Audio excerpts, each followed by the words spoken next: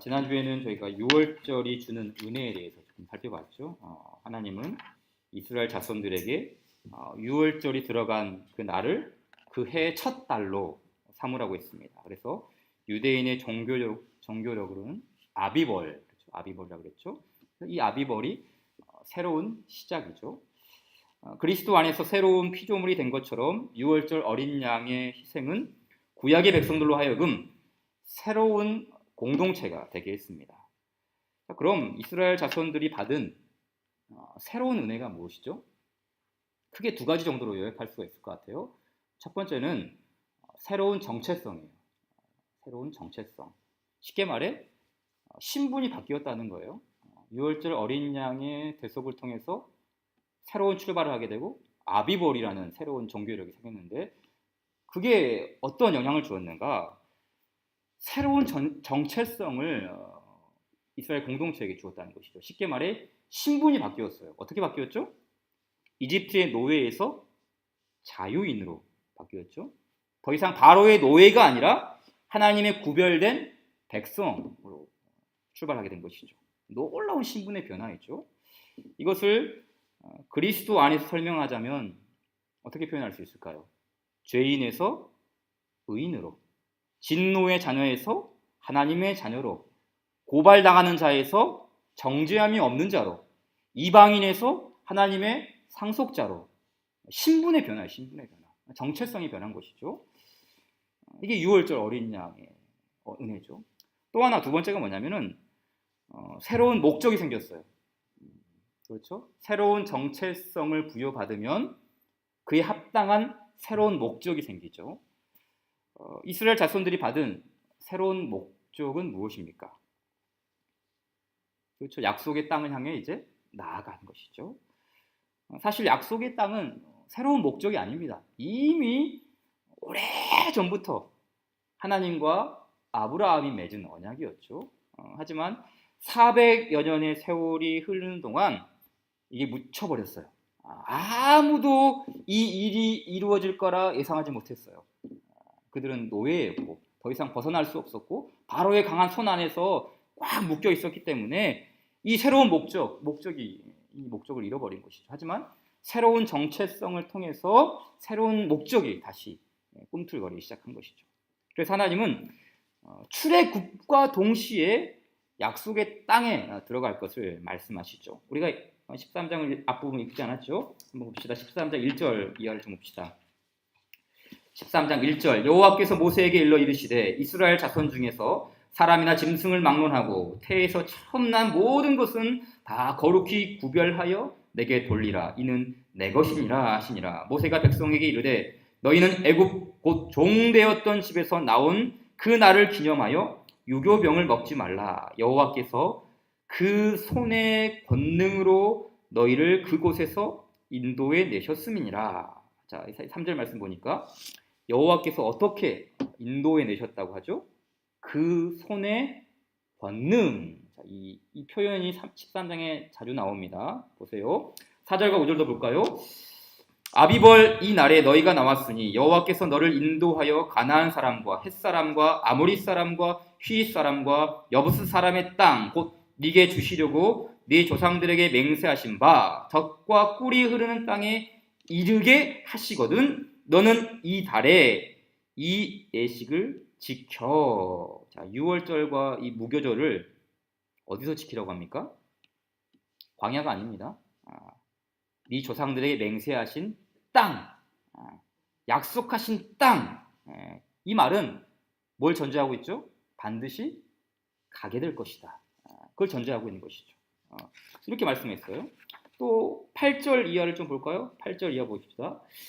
너는 그날에 네 아들에게 보여 이르기를 이 예식은 내가 애굽에서 나올 때에 여호와께서 나를 위하여 행하신 일로 말미암음이라 하고 이것으로 네 손의 기호와 네 미간의 표를 삼고 여호와의 율법이 네 입에 있게 하라. 이는 여호와께서 강하신 손으로 너를 애굽에서 인도하여 내셨음이니 해마다 절기가 되면 이 규례를 지킬지니라.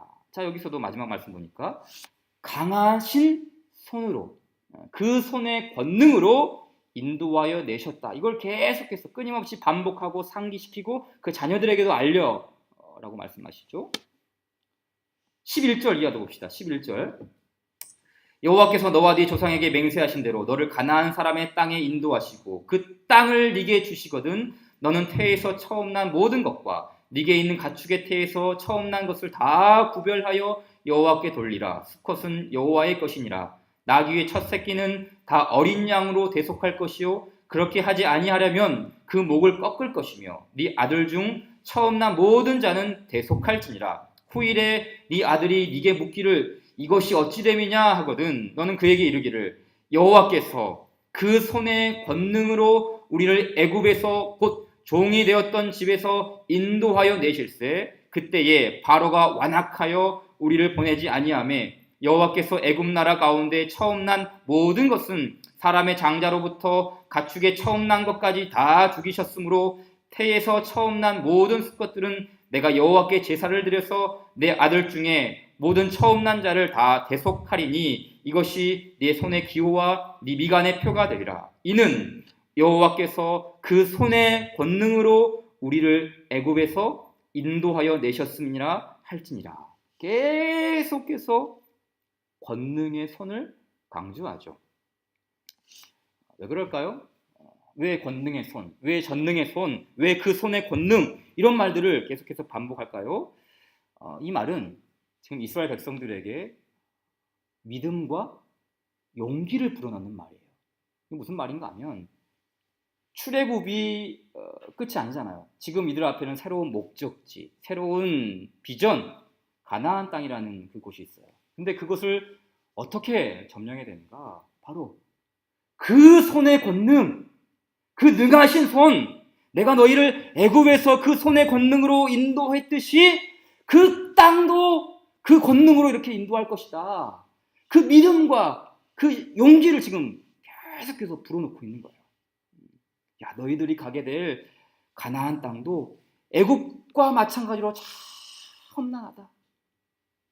아니, 바로 왕보다 더 악한 자들이 딱 버티고 있을 것이다. 그러나 내가 애굽에서 너희를 강한 손으로 건져낸 것처럼 가나안 땅을 내 손의 권능으로 너희에게 줄 것이다. 그러니 네 능력 믿지 말고 내 능력 믿어라. 계속해서 이 믿음을 지금 불어넣고 있는 거예요. 이미 가게 될 것을 전제해놓고 네 자식들에게, 네 후손들에게 이걸 말하고 그 손의 권능으로 인도해냈다는 사실을 계속해서 인지시키고 주입시키고 반복하고 있는 것이죠. 그러기에 이스라엘 백성들이 받은 새로운 목적은 가나안 땅에 그냥 가는 것이 아니라 그 땅을 믿음으로 취하는 것이죠. 그렇죠? 그냥 가서 사는 게 아니라 그 땅을 믿음으로 하나님의 권능의 손을 의지함으로 정복하는 거예요. 정복하는 것. 그리스도 안에 살아가는 신자의 삶도 동일합니다. 우리의 목적이 무엇이죠?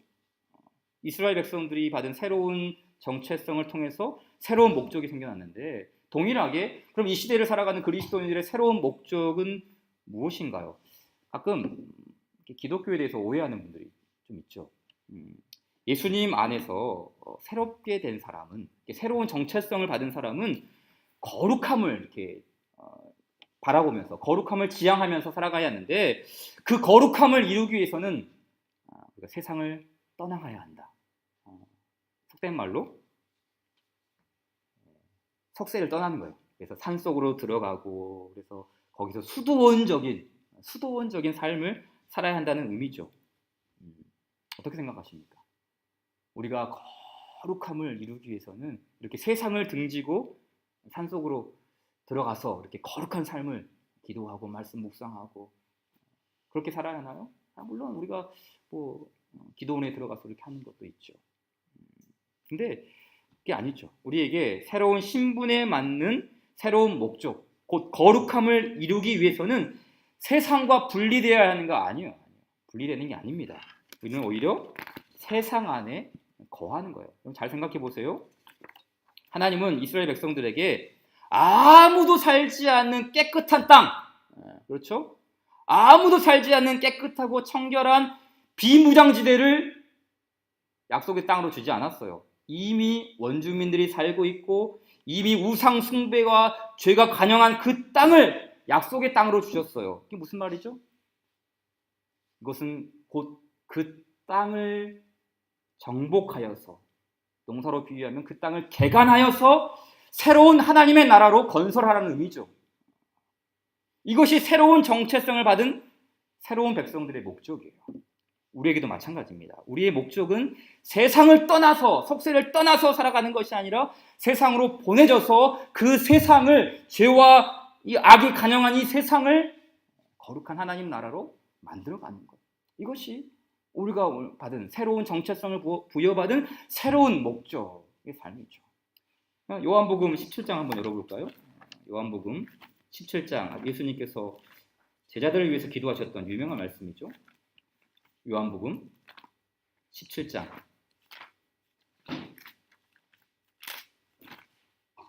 신약 179쪽이죠. 요한복음 17장 9절 이하를 좀 봅시다. 같이 교독합시다. 요한복음 17장 9절부터 19절까지 제가 먼저 읽겠습니다. 내가 그들을 위하여 비옵나니 내가 비옵는 것은 세상을 위함이 아니요 내게 주신 자들을 위함이니이다. 그들은 아버지의 것이로소이다. 내 것은 다 아버지의 것이요 아버지의 것은 내 것이온데 내가 그들로 말미암아 영광을 받았나이다. 나는 세상에 더 있지 아니하오나 그들은 세상에 있사옵고 나는 아버지께로 가옵나니 거룩하신 아버지여 내게 주신 아버지의 이름으로 그들을 보전하사 우리와 같이 그들도 하나가 되게 하옵소서. 그들과 함께 있을 때에 내게 주신 아버지의 이름으로 그들을 보존하고 지키었나이다. 그 중에 하나도 멸망하지 않고 다만 멸망의 자식뿐이오니 이는 성경을 응하게 함이니이다. 지금 내가 아버지께로 가오니 내가 세상에서 이 말을 하옵는 것은 그들로 내 기쁨을 그들 안에 충만히 가지게 하려 함이니이다. 내가 아버지의 말씀을 그들에게 주었사오매 세상이 그들을 미워하였사오니 이는 내가 세상에 속하지 아니함 같이 그들도 세상에 속하지 아니함으로 인함입니다. 내가 비옵는 것은 그들을 세상에서 데려가시기를 위함이 아니요 다만 악에 빠지지 않게 보존하시기를 위함이니이다. 내가 세상에 속하지 아니함 같이 그들도 세상에 속하지 아니하였사옵나이다. 그들을 진리로 거룩하게 하옵소서. 아버지의 말씀은 진리니이다. 아버지께서 나를 세상에 나도 그들을 세상에 보내. 19절 다 함께요. 또 그들을 위하여 내가 나를 거룩하게 하오니 이는 그들도 진리로 거룩함을 얻게 하려 함이니이다. 아멘. 자, 보세요. 그렇죠? 예수님은 우리를 세상에 보내셨어요. 18절. 아버지께서 나를 세상에 보내신 것 같이 나도 그들을 세상에 보내었어요. 그래서 악하고 하나님을 등진 세상을 여호와께로 돌이키는 그 사명을 제자들에게, 주의 백성들에게 주셨죠. 물론 이것은 내 힘으로 된 것이 아니죠. 그래서 예수님께서 기도하고 계시지 않습니까? 이스라엘 자손들이 주의 권능의 손을 의지함으로 가나안 정복하였듯이 우리도 하나님의 능력을 힘입어 이 세상을 그렇게 만들어가는 것이죠. 예수님은 이것을 아버지의 말씀으로 가능하다라고 하죠. 그들을 진리로 거룩하게 하옵소서. 아버지의 말씀은 진리입니다. 세상에 속하였지만 세상에 속하지 아니한 진리의 백성으로, 아버지의 말씀을 붙잡는 백성으로 그렇게 살아가는 것이죠. 다른 말로 복음의 능력을 힘입어 살아가는 거예요. 복음의 능력. 로마서 1장 16절에는 복음에는 모든 백성들에게 구원을 주시는 하나님의 능력, 복음은 모든 믿는 자에게 구원을 주시는 하나님의 능력. 복음은 능력이에요. 복음의 능력. 복음에는 반드시 하나님의 능력이 나타나죠. 하나님은 그냥 역사하시는 것이 아니라 복음을 통해서 역사하시죠. 복음을 통해서. 그냥 뭐 가만히 있는 역사가 일어납니까? 아니죠. 복음 안에서 그 역사가 일어나는 것이죠. 이스라엘 백성들이 새로운 정체성을 받고 새로운 목적을 받게 된 것도 무엇입니까? 복음의 역사죠. 복음의 역사. 어린 양, 예수 그리스도, 그 복음의 역사를 통해서 능력이 나타나고 새로운 정체성을 보여받고 새로운 목적을 갖게 되었어요. 가나안 땅을 정복하는 것도 마찬가지입니다. 그들의 힘으로 정복하는 게 아니죠. 복음의 능력을 힘입어 주의 약속 안에서 그 땅을 정복하는 것이죠. 그래서 계속해서 아까 출애굽기에서 주의 권능의 손, 주님의 그 능하신 손을 의지하라는 것. 무슨 말입니까? 복음을 의지하라는 거예요. 복음은 하나님이 하시는 일. 언약 똑같습니다. 언약이 뭐죠? 하나님이 하시겠다는 거예요. 하나님이 하시겠다. 복음과 언약은 동의어예요. 하나님이 하시는 일을 우리가 붙드는 것이죠. 그래서 좀 오늘 이 말씀의 적용으로 그럼 이 복음의 능력이 이 하나님의 강하신 손이 우리 삶 속에 구현되기 위해서 우리가 해야 할 무엇인지 좀 말씀을 좀 살펴보도록 하겠습니다. 자, 먼저는 우리가 하나님의 인도하심을 신뢰하는 일이 필요하죠. 이 복음의 능력이라는 것은 바로 이 하나님의 인도하심 속에서 구현된다는 것을 성경이 보여줍니다. 이 하나님의 권능의 손은 가나안 땅에서 혹은 광야에서 나타난 것이 아닙니다. 이미 애굽에서부터 하나님의 능력이 나타났어요. 그리고 그 능력의 손이 백성들을 인도하고 있죠. 어떻게 인도하는가? 우리가 읽었던 출애굽기 13장 17절 이하를 좀 봅시다.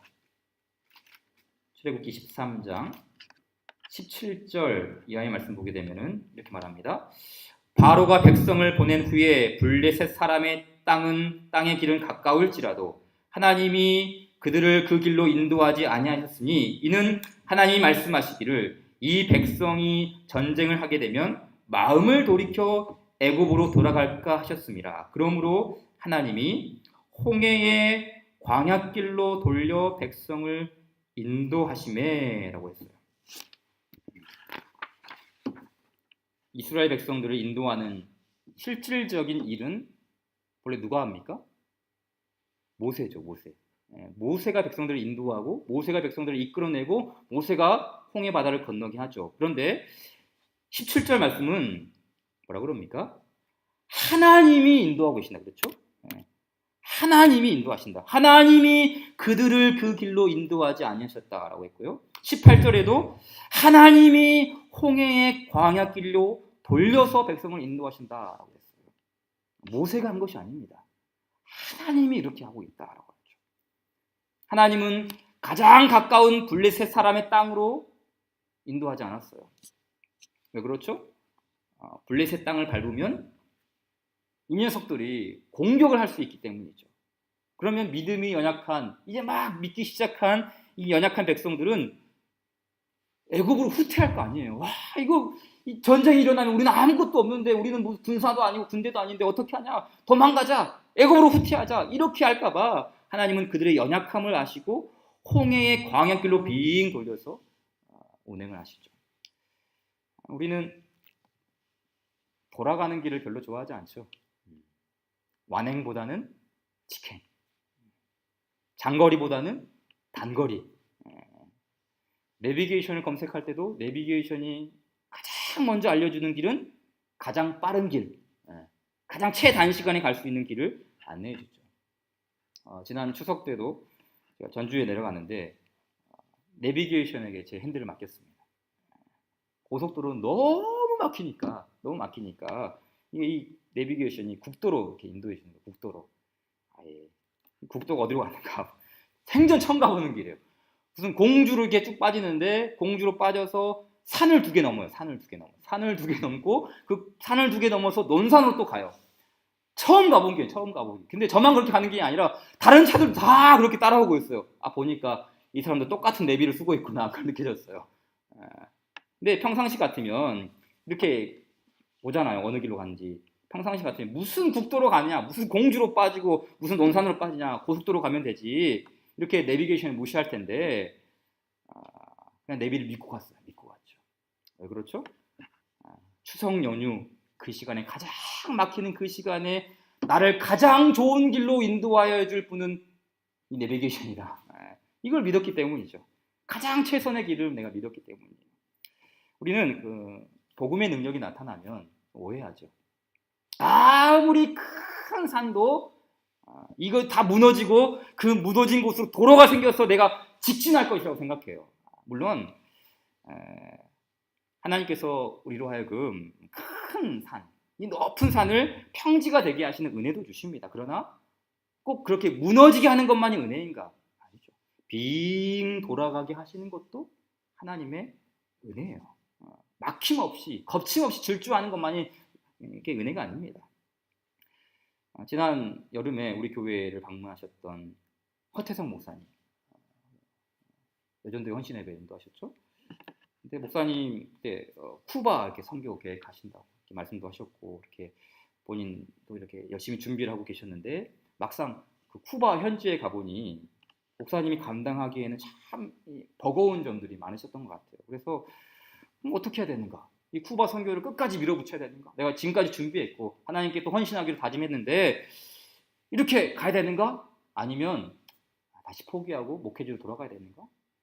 근데 이제 그 교단 신문에 보니까 목사님이 어떤 글을 쓰셨냐면 선교지가 쿠바에서 일본으로 바뀌었다는 거예요. 일본으로. 아니 이럴 줄 알았으면 하나님 처음부터 일본을 좀 품게 하시고 일본을 생각하게 하시지 시간 낭비하고 물질 낭비하고 왜 그렇게 하셨는가? 충분히 안타까워할 수가 있죠. 근데 내가 생각한 것과는 다르게 빙 돌려서 새로운 목적지로 가게 하는 것이죠. 또 우리 교회에 또 오셨던 방글라데시 박성조 목사님, 저는 이제 신학교 동기니까 잘 알죠. 박 목사님은 방글라데시가 목적의 그 선교지가 아니었어요. 신학교 올 때부터 일본을 품고 있어요. 일본. 그래서 일본어를 공부하고 일본 문화를 습득하고 나는 졸업하면 일본 갈 것이다. 이 일본에 매달렸던 분이셨어요. 그런데 막상 뚜껑을 열으니까 어디 갔어요? 방글라데시 갔어요. 방글라데시. 다 다르죠? 하나님의 인도하심이 전혀 달라요. 어떤 분은 쿠바에서 일본으로, 어떤 분은 일본에서 방글라데시로 저마다 다 다르게 인도를 하십니다. 그렇죠. 하나님이 인도하시는 길은 내가 원하는 블레셋 땅이 아니라 홍해의 광야길이었어요. 홍해의 광야길. 그러니까 이 주님의 그 권능이라는 것은 그냥 무조건 불도저처럼 밀어붙이는 것이 아니라 오히려 돌려서 인도하는 것도 하나님의 은혜라는 것을 보여주고 있죠. 시편 말씀을 보니까 107편 7절에 또 바른 길로 인도하사 거주할 성읍에 이르게 하셨도다 라고 했어요. 하나님은 우리를 좋은 길, 성공의 길, 평탄한 길로 이렇게 인도하는 것이 아니라 어떤 길이요? 바른 길이요. 바른 길. 바른 길이 뭐죠? 때로는 그 길이 내가 원하지 않는 홍해의 광야길일 수도 있어요. 내가 원하지 않는 사망의 음침한 길일 수도 있어요. 내가 정말 착착하게 걸어갈 수밖에 없는 십자가의 길일 수도 있어요. 그러나 그것이 홍해의 광야길이라 할지라도 그 길이 하나님이 인도하시는 바른 길이라면 결국에는 어떻게 됩니까? 반드시 거주할 성읍에 이르게 하신 거예요. 이게 하나님의 은혜죠. 아무리 홍해의 광야길이라 할지라도 사망의 음침한 골짜기라 할지라도 거친 돌밭이 있고 가시가 있는 십자가 길이라 할지라도 반드시 거주할 성읍에 이르게 하세요. 이게 바로 하나님의 인도하심이죠. 그래서 우리를 인도하시는 이 전능하신 하나님의 손길을 믿는 것. 이것도 복음의 능력을 힘입어 살아가는 거예요. 두 번째 무엇인가? 복음의 능력은 하나님의 임재하심 속에서 구현된다는 것을 보여주고 있죠.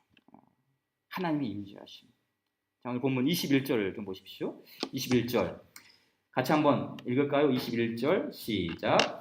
여호와께서 그들 앞에서 가시며 낮에는 구름 기둥으로 그들의 길을 인도하시고 밤에는 불 기둥을 그들에게 비추사 낮이나 밤이나 진행하게 하시니. 자, 보세요. 21절 보면은 성경은 여호와께서 그들 앞에서 가시며 라고 했어요. 여호와께서 그들 앞에서 가시며. 눈에 보이지 않는 하나님이 마치 진짜 앞에서 가시는 것처럼 묘사를 하고 있어요. 여호와께서 그들 앞에서 가시며 라고 해요. 이거 팩트인가요? 가짜인가요? 아니면 성경이 좀 과장을 했나요? 어떻게 생각하십니까? 하나님께서 분명히 앞서 가고 계시죠. 어떻게 알 수 있죠? 낮에는 구름 기둥, 밤에는 불 기둥으로 임재하셨기 때문이죠. 그걸 보고 하나님이 우리를 앞서 가셔서 인도하고 계신다. 이걸 받는 것이죠. 또 22절에도 낮에는 구름 기둥, 밤에는 불 기둥이 백성 앞에서 떠나지 아니하니라. 떠나지 아니한다. 하나님 그들 떠나지 않으셨어요. 함께 계시되 늘 함께 계십니다. 출애굽을 시작할 때만 아니라 광야에서도, 민수기에서 배웠죠. 광야에서도 임재하셨죠. 느헤미야에서의 말씀 보니까 이런 말씀을 했더라고요. 주께서는 주의 크신 긍휼로 그들을 광야에 버리지 아니하시고 낮에는 구름 기둥이 그들에게서 떠나지 아니하고 그 길을 인도하며 밤에 불 기둥이 그들이 갈 길을 비추게 하셨사오며. 수백 년의 시간이 흐른 뒤에도 크신 긍휼로 이렇게 주님이 임재하고 계셨다라는 것을 느헤미야를 통해서 고백하게 하시죠. 자, 그럼 생각해 봅시다. 왜 하나님께서는 불기둥과 구름기둥으로 임재하셨을까요? 왜 거기에 하나님이 함께 계신다는 사실을 백성들로 하여금 보게 하셨을까요? 이거를 가시적으로 보여주셨어요. 하나님이 함께 하신다는 그 사실을 눈에 보이는 증표로 보여주셨어요. 왜 그렇게 하나님이 하셨을까요? 우리 시편 121편을 열어봅시다. 시편 121편 아주 유명한 또 말씀이죠. 시편 121편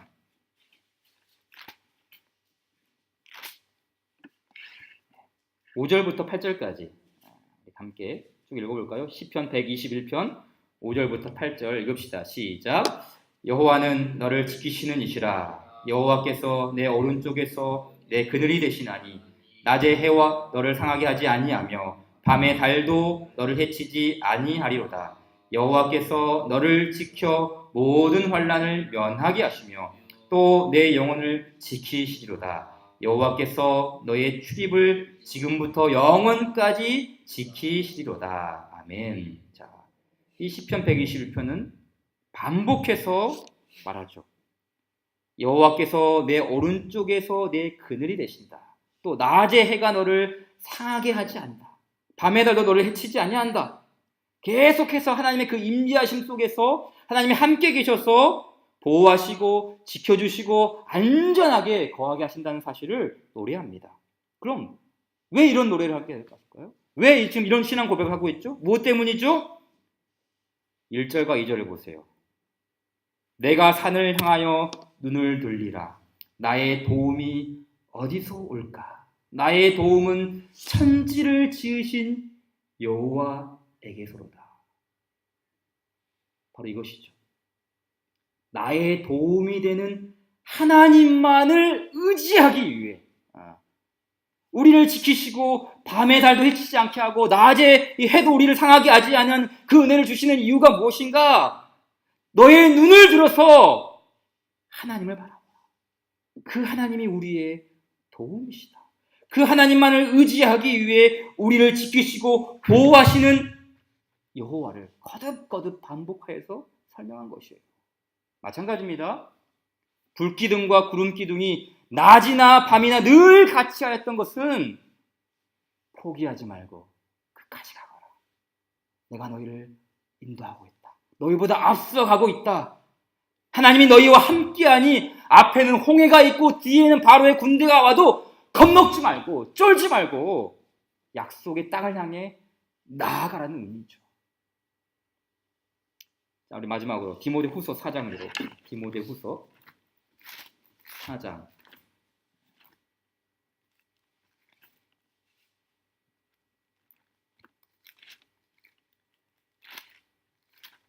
디모데후서 4장 9절 이하를 좀 보세요. 사도 바울이 디모데에게 사사로운 개인적인 부탁을 하죠.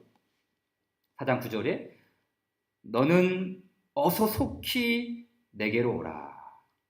급히 디모데를 부릅니다. 호출했어요. 왜 디모데를 급하게 불렀죠? 바울 주변에 남아있는 사람들이 아무도 없기 때문이에요. 10절 이하를 보세요. 대만은 이 세상을 사랑하여 나를 버리고 데살로니로 갔고 그레스게는 갈라디아로 디도는 달마디아로 갔고 누가만 나와 함께 있느니라. 네가 올 때에 마가를 데리고 오라. 그가 나의 일에 유익하니라. 두기고는 에베소로 보내었노라. 네가 올 때에 내가 드로와 가보의 집에 든 겉옷을 가지고 오고 또 책은 특별히 가죽 종이에 쓴 것을 가져오라. 구리 세공업자 알렉산더가 내게 해를 많이 입혔음에 주께서 그 행한 대로 그에게 갚으시리니 너도 그를 주의하라. 그가 우리 말을 심히 대적하였느니라. 16절 다 함께 읽을까요? 시작. 내가 처음 변명할 때에 나와 함께한 자가 하나도 없고 다 나를 버렸으나 그들에게 허물을 돌리지 않기를 원하노라. 바울의 그 애가 타는 고백이 뭡니까? 다 나를 버렸다. 다 나를 버렸다. 처음에는 뭐 예수님이 좋고 뭐 복음이 좋고 교회가 좋아서 바울과 함께 했어요. 그런데 다 세상으로 가버렸어요. 데살로니가, 갈라디아로, 달마디아로 함께한 자가 아무도 없어요. 바울도 사람인지라 왜 낙심이 되지 않겠습니까? 왜 포기하고 싶은 마음이 없겠어요? 하지만 바울로 하여금 끝까지 가게 만드는 힘의 원천이 무엇이었습니까? 17절에 있죠. 주께서 내 곁에 서서 나에게 힘을 주시나. 다 갔어요. 모두가 떠나갔어요. 그런데 떠나지 아니하는 그분, 주께서 내 곁에 서서 나에게 힘을 주시나. 그것도 가장 가까운 곳에서 내 곁에 힘 주시고 위로하시고 격려하셨어요. 그래서 선한 싸움을 싸우고 달려갈 길을 마치고 믿음의 경주를 완주하게 하시는 은혜를 주시죠. 그렇습니다. 우리의 신앙을 지켜주시고 끝까지 가게 하시고 포기하지 않게 만드는 것은 하나님의 임재하심이 하나님의 임재를 통해 우리는 힘을 얻는 거예요. 그 광야의 이스라엘 백성들, 지금 출애굽한 이스라엘 백성들, 왜 하나님의 구름 기둥과 불 기둥으로 함께 하시는가? 끝까지 가라. 포기하지 말고 끝까지 가라. 그것을 보여주기 위해서 가시적인 것으로 지금 그들과 함께 하시는 것이죠. 하나님의 임재를 통해 바로 우리가 그 길을 걸어가는 거예요. 그래서 아무리 그 길이 홍해 광야 길인다 할지라도 구름 기둥과 불 기둥이 있으면 마침내 거주할 성읍에 이르게 하시는도다. 그 은혜가 우리에게 주어지는 거예요. 거주할 성읍에 이르게 하시는다. 도착지에 이르는 거예요. 신앙의 그 마지막 완주를 감당하게 되는 것이죠. 이 일을 이루기 위해서 예수님께서는 임마누엘로 우리와 함께 거하시고 성령님을 통해 약속하셨죠. 내가 너희와 항상 함께 하리라. 그래서 우리의 구름 기둥과 불 기둥은 다른 분이 아니에요. 삼위 하나님이 우리의 구름 기둥과 불 기둥이 되십니다. 그 주님이 낮이나 밤이나 졸지도 않고 주무시지도 않고 우리를 지켜주세요. 그 주님을 우리의 도움으로 삼아서 우리가 그 신앙의 길을 끝까지 걸어가는 우리 모두가 되기를 주님의 이름으로 축복합니다. 우리 주신 말씀 기억하면서 370장 찬송 드립시다. 370장